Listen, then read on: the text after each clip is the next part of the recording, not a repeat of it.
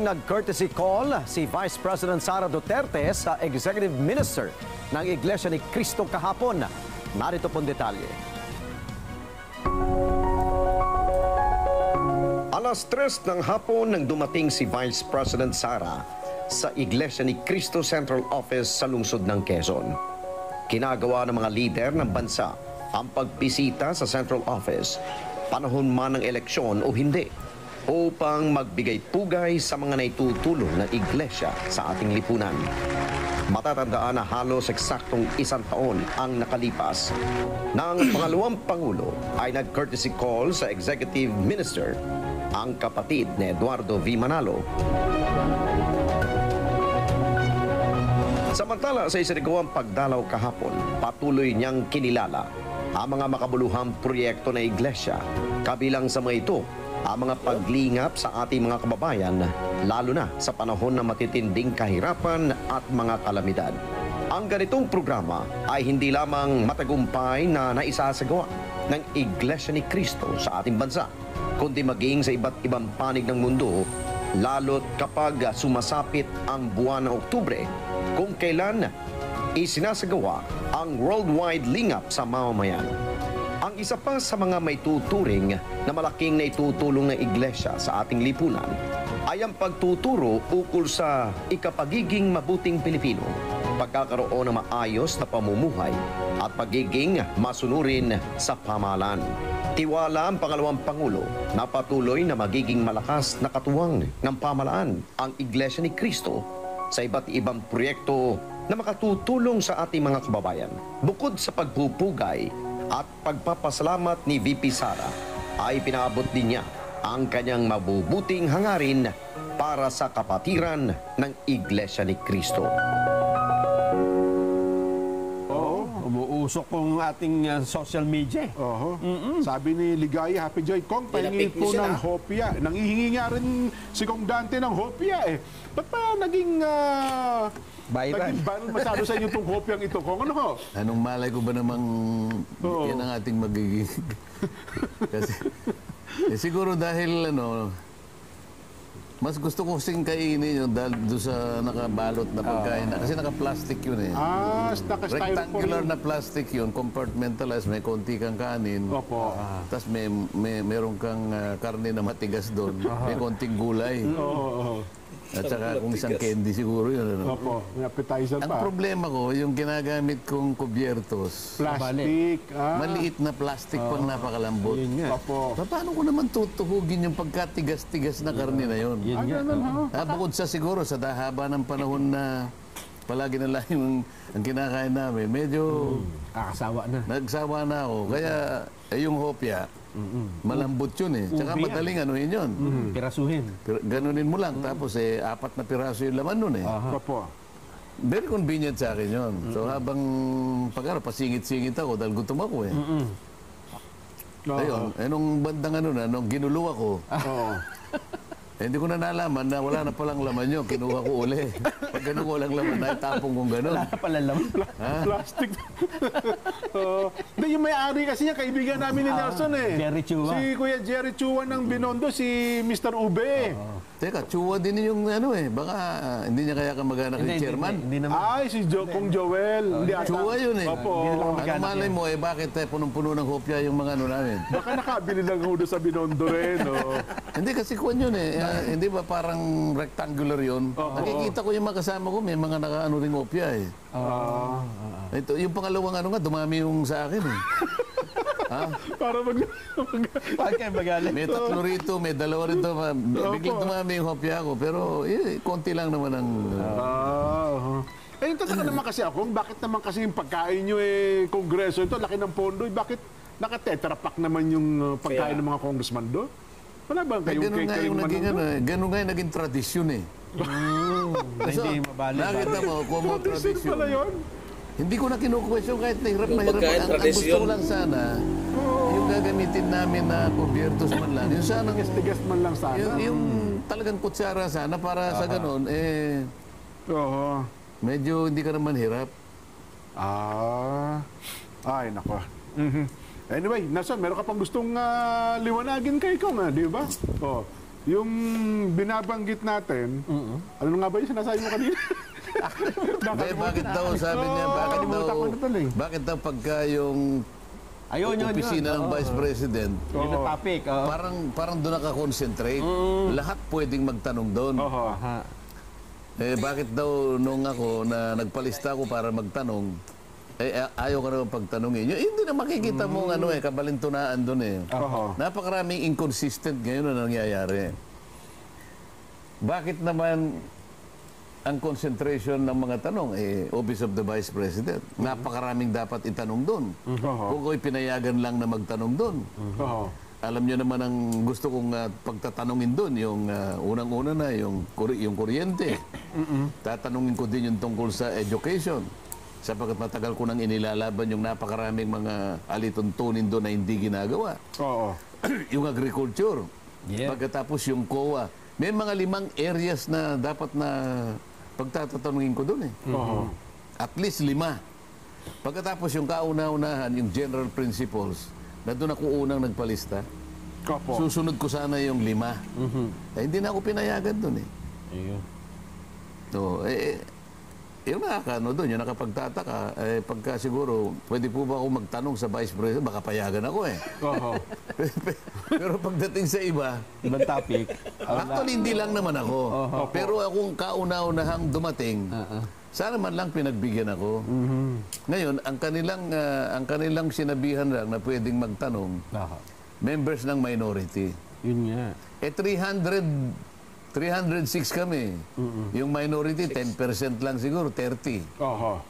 Bakit sila lang ba ang merong monopoly na magtanong? Hindi nag-uusapan yung national budget? Kasi yung buwan akong long honored tradition na ang minority priority sa... Hindi ganun. Ang tradisyon, mauuna lang. Mauuna lang sila. Alternate yun eh.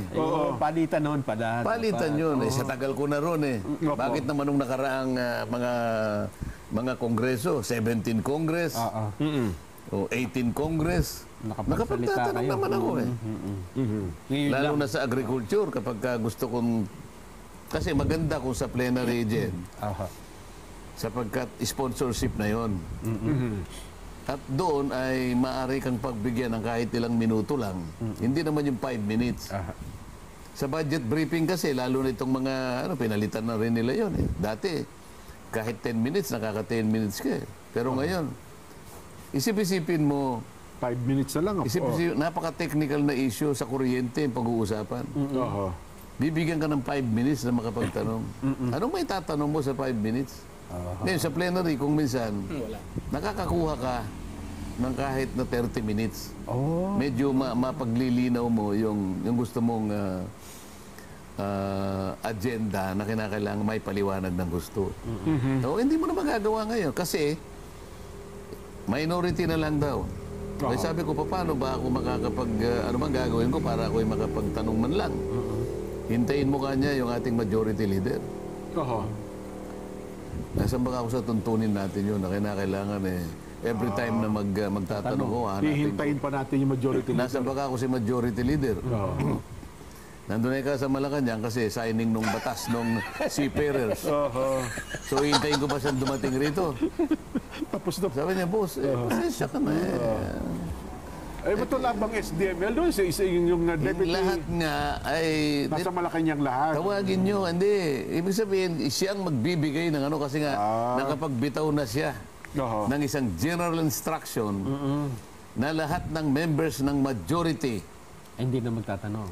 Kaya tinanggal nila ko sa huling araw, di ba? Kasi dapat independent kung ayaw ako ng minority independent, pwede na ako magtanong. Tinanggal ako sa huli, wala rin ako may tatanong, di ba?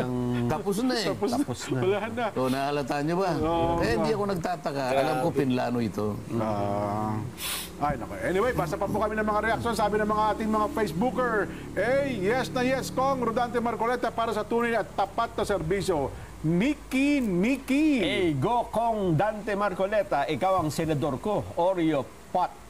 Yes na yes po, maging senador si Kong Marcoleta, Cecil Mendoza ng Cabanatuan City. Yes kami. Marami pang Marcoleta ang kailangan natin. Hindi lamang sa Senado, lalong-lalo na sa Kongreso. Randy Milan. Yes po, sangayon po ako na siya ay maging senador. Maprinsipyo po si Kong Marcoleta, June Laguda. Yes, pwedeng-pwede. Tatakbo bilang Senador Richmond Tan. Sangayon po kami na maging senador kayo, Batak Jerry. Yes, go, Sen Marcoleta. Acel Cornel ng Bacolod City. No for Marcoleta. Yan, dapat meron din yan para parehas naman. Juliet Porras Sales. Yun. Sa YouTube naman tayo, sang-ayon ako, ganyan dapat nasa Senado. Marites Mindaro. Yes na yes po, Romar Fandino ng Italia. No, Elmer Castillo. Yan. Yes for Senator Dorina Gonzales. Yes na yes, 1,000,000%. Roger Hidalgo. Yes, all out support kami sa iyo, Kong Marcoleta. Laboy Cancer. Yes, Kong Marcoleta for Senator Alicia Ochay. Yes na yes, Francisco Yang ng Japan. Iyon ang itong si Congressman Marcoleta na kapag desisyon na ito na tatakbo ito bilang isang senador. Ngayon darating na 2025 midterm election suportahan natin itong si Congressman Marcoleta. Uulitin ko, kailangan natin itong ganitong klaseng mambabatas sa Senado, mga kababayan, dahil isang abogado ito, maraming alam ito, hindi katulad ng iba dyan na yung iba na tumatakbo dyan ay mga convicted na, may mga kaso na talagang pinahatulan na sila ng korte, pero nakakatakbo pa rin, mga kababayan, At yun na nga itong si VP Sara Duterte ay nag-courtesy call sa pinuno ng Iglesia ni Cristo. Alam nyo na kung ano siguro ang pinag-uusapan. Kabahan na yung mga alam nyo na kung sino sila tambalos-los, mga kababayan, dahil itong Iglesia ni Cristo, kilala natin na isa itong pinakamalaking religious group dito sa ating bansa. At pag sumusuporta sila sa isang kandidato, talagang halos lahat sila ay sumusunod sa kanilang pinuno. Kung ano man yung kagustuhan ng kanilang pinakamataas na leader, yun din yung sinusunod nila, mga kababayan. At itong si Congressman Rodante Marcoleta, mga kababayan, ang pagkakaalam natin ay isa rin tong Iglesia ni Cristo, kaya hindi nalalayo na itong si Congressman Marcoleta talagang suportado din ng Iglesia ni Cristo. Kaya sa palagay ko talaga mananalo itong si Congressman Marcoleta, mga kababayan. Suportahan natin ito. Ito yung kailangan natin. Uulitin ko, itong aking YouTube channel ay gagamitin natin para sa pangangampanya kay Congressman Marcoleta. Pipilitin natin na araw-araw ay makapaglagay tayo ng mukha ni Congressman Marcoleta, lalong-lalo na sa halimbawa na lalapit na yung eleksyon, mga kababayan. Dahil isa lang yung gusto kong mangyari na itong si Congressman Marcoleta ay sana manalo at makaupo bilang isang senador sa ating bansa. Alam ko naman na mayroong mga hindi sumasang-ayon, alam ko mayroong mga nagko-komento diyan, nakikita ko. Pero naman sa bagay, karapatan niyo yan. Kaya nga ginagawang eleksyon yan kasi karapatan nating pumili kung sino ba yung mas gusto natin at sa tingin natin yung nakakatulong sa ating bayan. Pero sa tingin ko itong si Congressman Marcoleta ay malaking bagay ito sa ating bansa, malaking tulong ito sa ating bansa kung halimbawa mananalo ito bilang isang senador dito sa ating bansa. Yun ang dito na lang muna at bago tayo magtatapos ay mag-shoutout lang ako kay Ma'am Berge Verhelidios ng Pulilan, Bulacan. Shout out kay Ma'am Edisa Borbi ng Bicol. Taga Bicol ito at suportado si Congressman Marcoleta, At shout out na rin kay Edwin Ipal. Go Senator Marcoleta. We are behind you. Ayan, marami tayong nababasa dito na talagang sumusuporta kay Congressman Marcoleta, katulad dito si Edisa Borbi, ay sumusuporta rin ito kay Congressman Rodante Marcoleta. Shout out na rin kay Robinson Tirador, Marcoleta, mabuhay ka, #1 sa Senado. Ayan na nga yung mga komento dito. Rinaldo Tamayo, tumawa si Rinaldo Tamayo. Kaya Lolito Regencia, dapat magpantay na rin ang mga paasi. Yun ang tungkol ito kay magpantay at kay nahuli na pala, na-aresto na si dating Police Major Alan De Castro, at itong si Jeffrey Magpantay, yung pangunahing suspect sa pagkawala sa beauty queen na si Catherine Camilon. Pero hanggang sa ngayon hindi pa rin nakita si Catherine Camilon, mga kababayan. Shoutout na rin kay Mario Macapagal. Yes po, Attorney Marcolita for Senador. Yun ang ito, Bonbon Bangon. Bonbon Bangon, yes, solid, DDE's full support. Kung Marcolita. Yun ang dito na lang muna, at yun na nga, itong si Congressman Marcolita, suportahan natin, para mayroon naman pagbabago dyan sa Senado. Huwag na natin ilagay yung mga senador dyan, pabalik-balik na lang, wala namang ginagawa.